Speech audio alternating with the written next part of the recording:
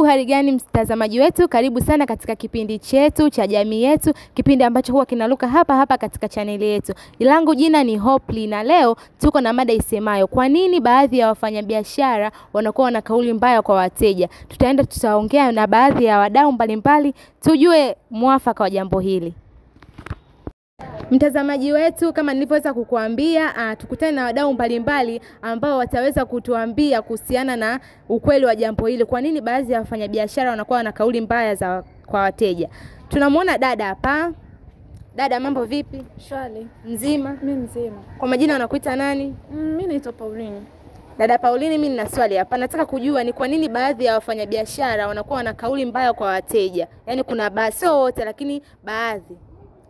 Yaani muda mwingine niseme labda mtu abelizika na biashara yake, labda na wateja wengi. Kwa akimwona mteja mwingine amekuja, labda kwa wale ambao waga wanauza nyanya. Mimi shawahi kunitokea mtu anauza nyanya, nikamuuliza nyanya unauza shilingi ngapi moja, akaniambia, "Wewe dada, kwani wewe mgeni hapa?" Nikamwambia, "Mimi sijui bei na waga nanunua sehemu nyingine." Basi kwa akawa amenijibu vibaya. Kwa kuna wale watu ambao wanafanya biashara kwa kutoa kauli ambazo hazifai kwa wateja wao, especially kwa watu ambao ni wageni katika kuwachangia katika eneo lao. Upi sasa ni ushauri wako kwa wale watu wafanyabiashara ambao wana kauli mbaya kwa wateja? Maana ukimfokea mteja hawezi kutena kurudi pale.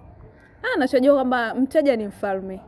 Kauli yako ndo kitu ambacho kinaweza kushawishi katika biashara yako. Unaweza kuwa na kauli nzuri ikakuletea maendeleo katika biashara yako. Kwa hiyo mimi nawasihi wawe na kauli nzuri katika biashara zao. Asante sana. Tutakuwa tunamfanya biashara hapa. Mfanyabiashara ataweza kutuelezea kuhusiana na swala letu, kwa nini baadhi ya wafanyabiashara wanakuwa na kauli mbaya kwa wateja. Kaka, mambo? Poa. Mzima? Mzima kaka. Kwa majina unakuita nani? Naitwa Ayubu Ramadhani. Okay, wewe ni mfanyabiashara wa nini? Mimi ni mfanyabiashara wa kuprint na kuuza t-shirt. Okay, umesema una print na unauza t-shirt. Ya, kuna baadhi ya wafanyabiashara wanakuwa na kauli mbaya kwa wateja. Je, wewe ni mmoja wapo? Hapana, mimi ni mmoja ambao na customer care nzuri sana. Sasa kuna wale ambao sasa wanakuwa na kauli mbaya kwa wateja. Wewe kama mfanyabiashara wa hiyo kazi yako ya kuprint, unawashauri nini? Kwa sababu kuna mwingine mteja amefika pale anaanza kumjibu vibaya na hivyo. Unawashauri nini kwa wale ambao wana kauli mbaya kwa wateja? Unajua sababu kubwa pengine ya watu wafanyabiashara kuwa na kauli mbaya pengine ni stress.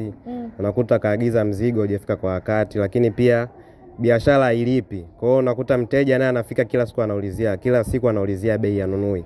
Sasa unaweza kumkuta kwenye mudi mbaya, siku akakujibu vibaya unapelekea. Lakini biashara inahitaji uvumilivu. Yaani usikate tamaa. Mteja akija mpokee vizuri.